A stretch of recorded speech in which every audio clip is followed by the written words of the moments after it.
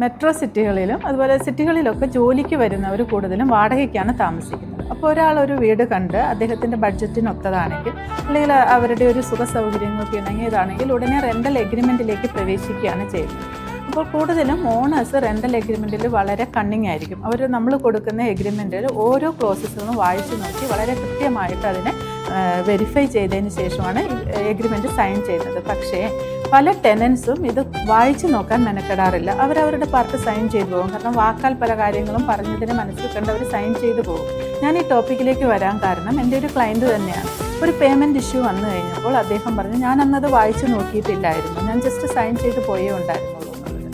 അത് വളരെ അപകടം പിടിച്ച പണിയാണ്.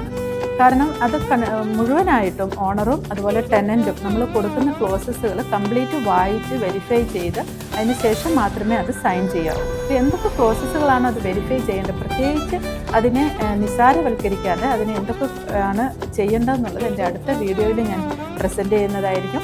അപ്പോൾ കൂടുതൽ ഇൻഫർമേറ്റീവായിട്ടുള്ള വീഡിയോകൾ നിങ്ങളിലേക്ക് എത്തുന്നതിന് വേണ്ടിയിട്ട് ഈ ചാനൽ ഷെയർ ചെയ്യുക, സബ്സ്ക്രൈബ് ചെയ്യുക.